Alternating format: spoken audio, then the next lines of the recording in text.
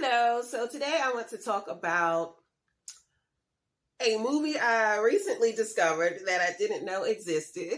So it's an old Blaxploitation horror film. And yeah. So Blaxploitation is not really one of my favorite terms, but that's what it's called. And although they do credit I believe I read that a black man was the first to give that genre that name. Still, it's just not one of my favorites because with that name, it kind of reeks of elitism and people just putting it in that genre to say this is only for this group of people and anyone outside of that group, you don't need to pay attention to that because it's not of good quality, you know. And if you notice, most Blaxploitation films, they have been long forgotten since that era, which was 70s and 80s, maybe. But, you know, so anyway, if this is what it's called, we'll leave it at that. But the film I am talking about is Dr. Black and Mr. Hyde. Now, this is based on the novella, Dr. Jekyll and Mr. Hyde. And actually, I never read that novella, but I feel like I read it because, well, it's a classic, but everyone references it. And so I feel like I already knew the story, but I decided to give it a read before I watched this film. Hello, my name is Tamika, and whether you stumbled upon Junkie for a Story or are here by intention, thank you for stopping by. I hope you enjoyed this video, and if you do, please give it a like and subscribe by the end of the video, and hit the bell for notifications so you won't miss new videos when they are released. And now, on to the video. The novella written by, what is his name? Robert Louis Stevenson. Okay, so this novella, I did find it interesting. I found it interesting, and from beginning to end, they definitely have some sort of peculiar characters, I would say, but yeah, I just wanted to have a reference for what this film was inspired by. The film Dr. Black and Mr. Hyde, it came out in the 70s. I don't remember what year. Anyway, I will put it up on the screen for you, but it's an old movie, as I stated, and it was directed by William Crane. The screenplay was written by Larry LeBron, based on an idea by Lawrence Woolner. Now, I want to say I was putting off watching this film because I don't like to watch like horror flicks late at night. And so I was putting it off for a while, waiting until the weekend when I had time during the day to watch it. But something, I was just up for it last night. And so I decided to watch it. And so I say that to say, if you are like me and you don't like watching scary movies late at night, need not worry about that with this film. It is not scary at all. And I mean, the horror is on the comical side because it's incredulous. You nothing to worry about here, okay? So, like, if the horror if we were on a dial and it went up to 10, I would give it a 3, maybe a 4. And I wouldn't say it's slow, but because I enjoyed the movie, but it took a while for the horror aspects to come into play. I would say probably at the halfway mark, or, it really was building up to it for quite a bit of the movie. And I was trying to remember what got me even on this film. Like what? Oh, okay. I remember now. So yes, I was watching some YouTube video where I can't remember the channel, but someone did a video about, it looked like they were doing a series about Blaxploitation. I think it's called Blaxploitation Beauties. I think that's kind of like the series within their channel. And they did one on Rosalind Cash. And she's one of those actresses who I remember her face and her voice, but I can never remember her name. So when I saw the face, I knew who it was. And so, yeah, they did a video about her. And then I just, from there, I just started looking her up to see what else, like what her filmography was. And this was one of the movies that came up. And yeah, I was surprised to see, I didn't even know she was part of the Blaxploitation, because I think I knew her work when she was in her older years. So like, I think I may have discovered her in the 90s. And yeah, I really didn't know she was a part of this. But anyway, Rosalind Cash, she plays the girlfriend, but the main character is the doctor, Dr. Henry Pride. And he basically has a free clinic within this poor, rundown neighborhood. I'm not sure what neighborhood, like what the location was, but I would say it's a poverty-stricken, drug-infested neighborhood, Black neighborhood. And there's a lot of prostitution, a lot of pimp activity. It's Blaxploitation, right? So all of the things that is associated with that, that's what you'll find in this film. However, I will say I was more impressed with this film because it, even though it was exploiting those elements of a ghetto, it still didn't come off like it was mocking that environment and the people who live in that environment, or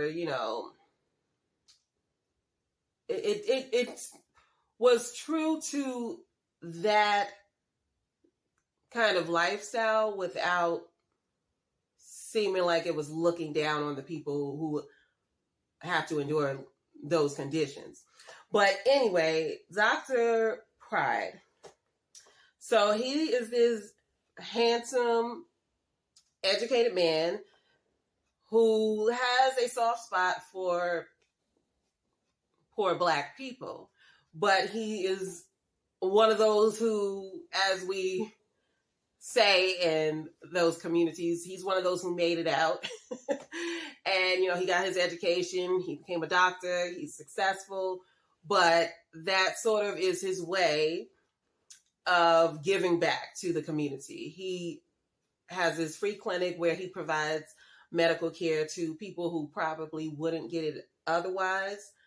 As you see throughout the movie, sometimes he even gives his patients money. He's very affable and engaging with his patients. He doesn't just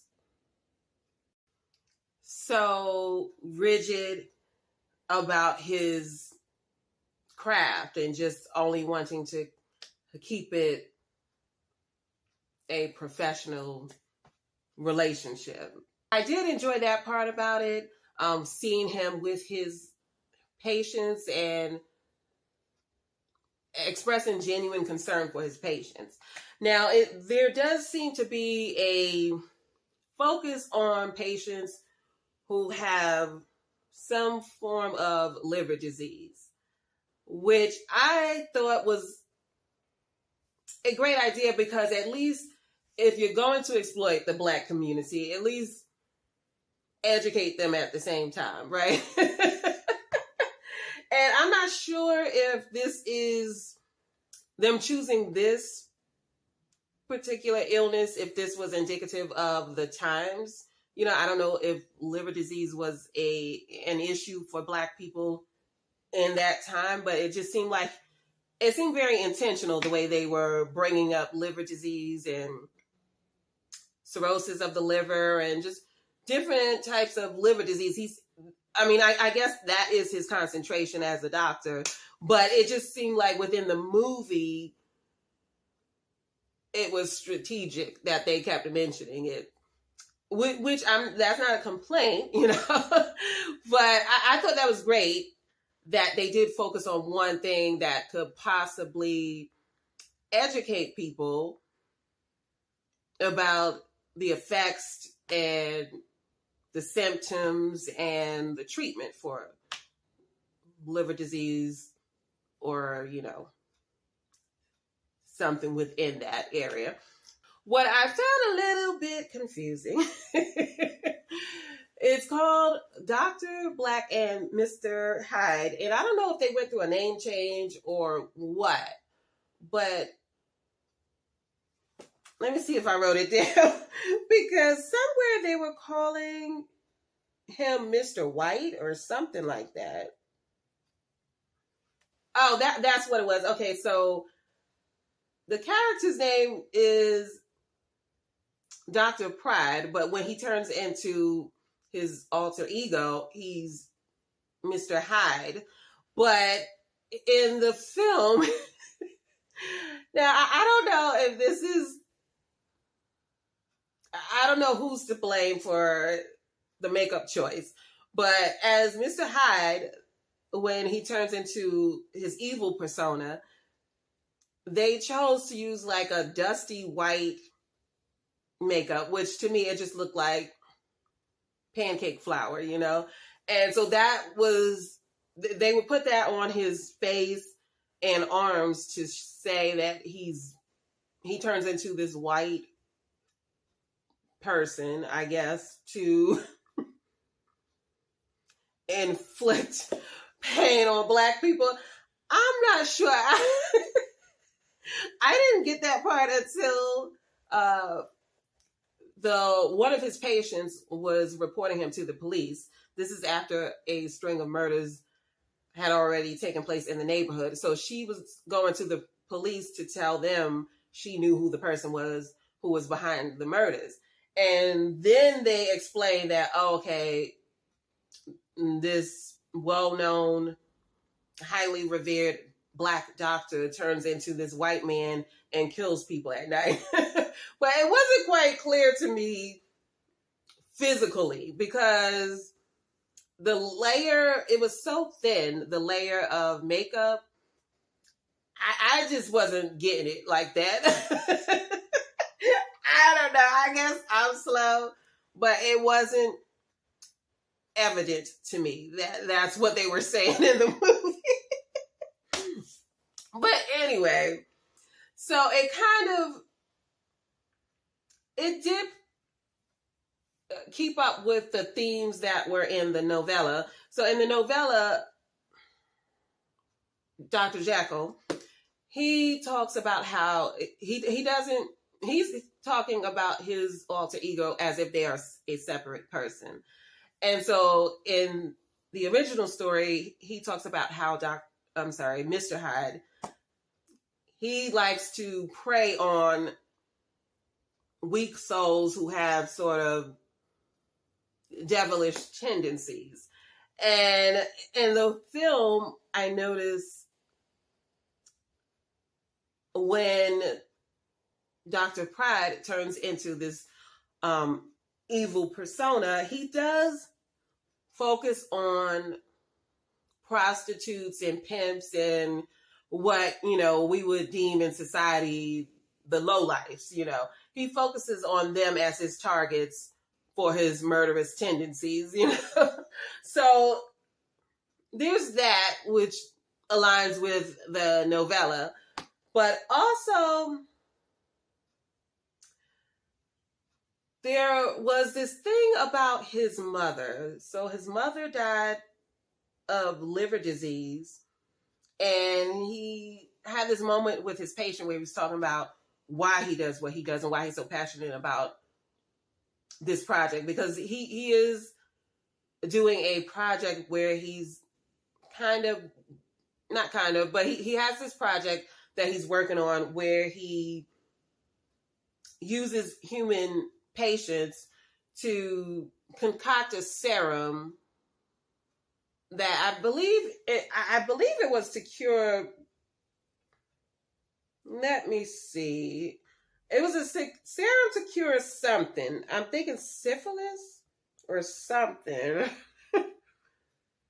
I don't know if they said it in the film.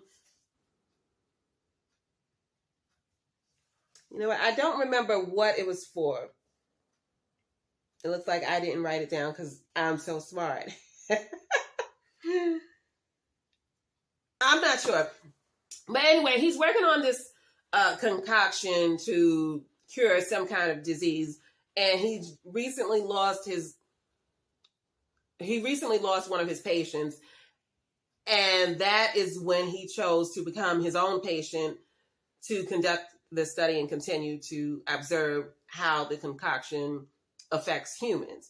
But then, because he knew, I guess, with his girlfriend noticing that the serums are going missing, and he knew how he was behaving when he was on that drug, or when those chemicals were in his body, he then needed to get another patient. So he's trying to lure this patient who he has a rapport with into taking the medicine and becoming his new guinea pig, basically. But she's not up for it. But it did remind me of the Tuskegee syphilis project. I don't know what it's called, but that situation where they had, let me see,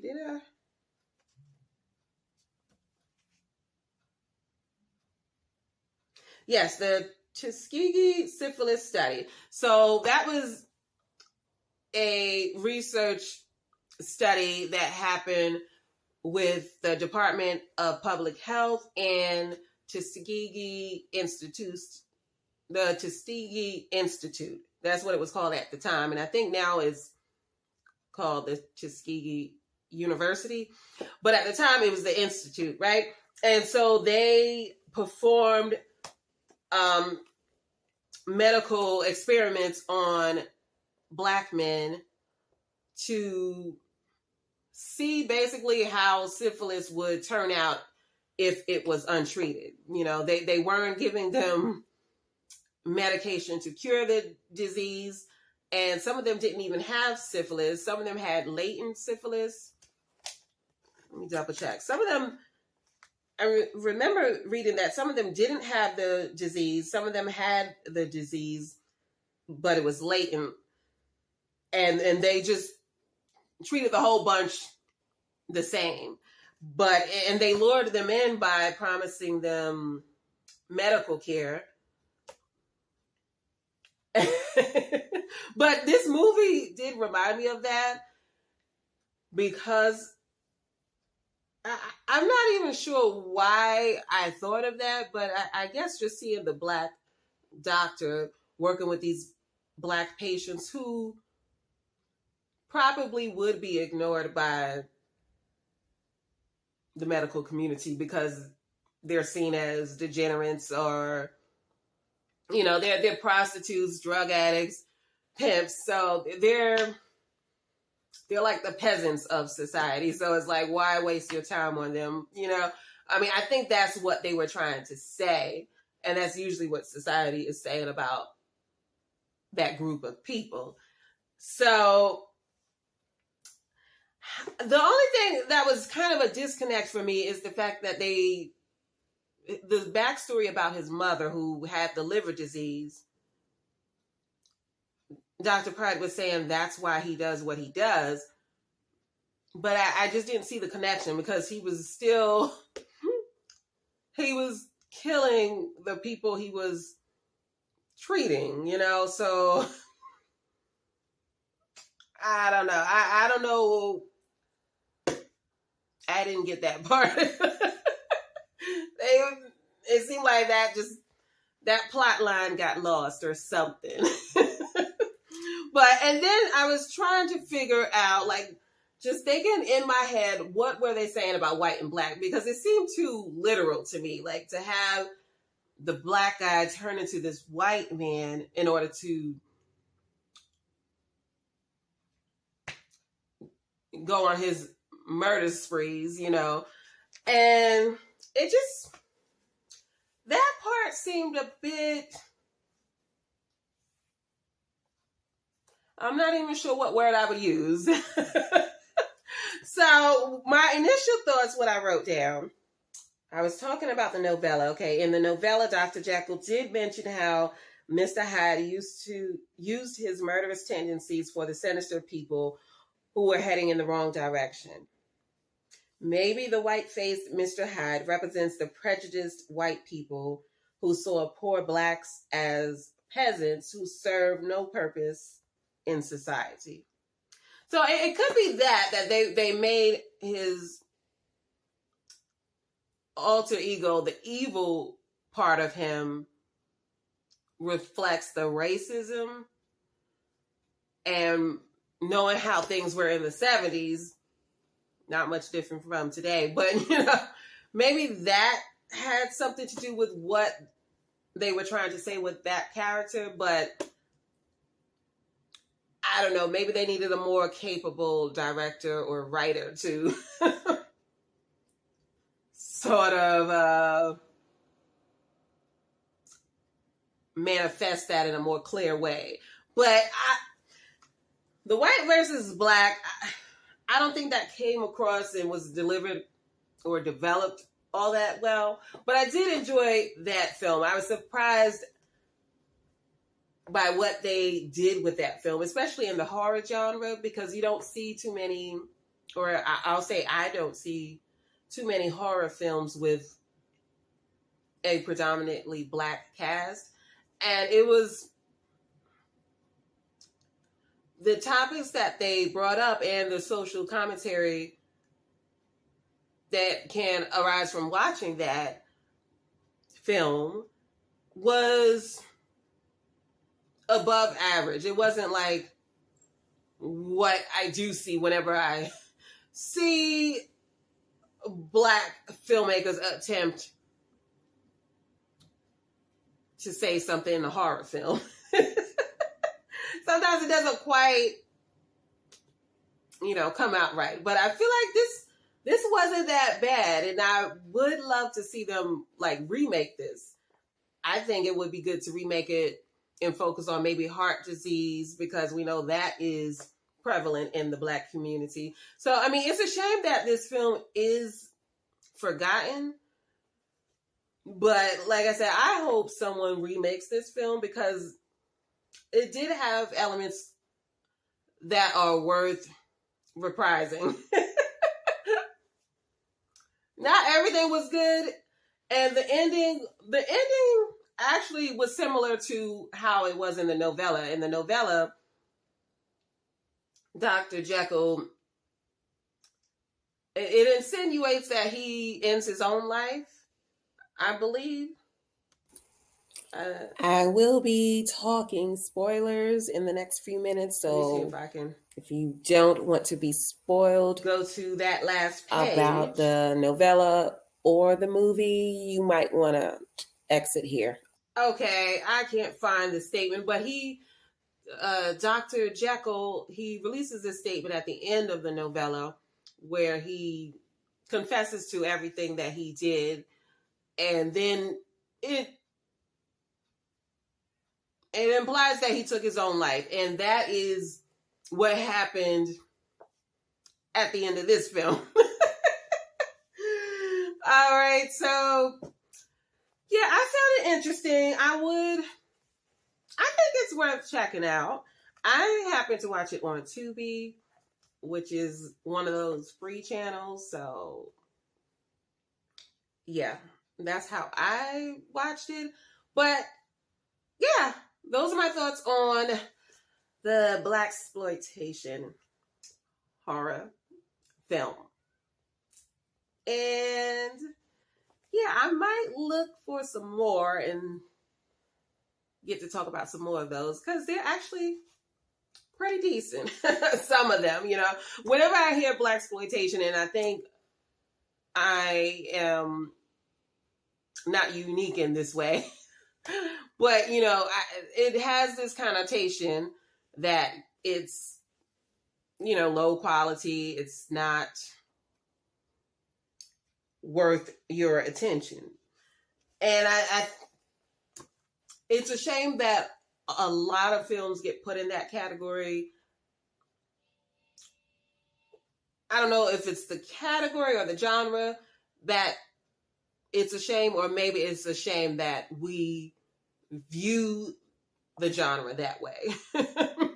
That, I think the latter might be correct on that. It might be we need to reevaluate how we view the genre. But anyway, Dr. Black and Mr. Hyde, I had a good time with it. I would recommend it. And yeah, like, comment, subscribe if you choose. And let me know if you heard of this film, if you've seen it. What are your thoughts on it?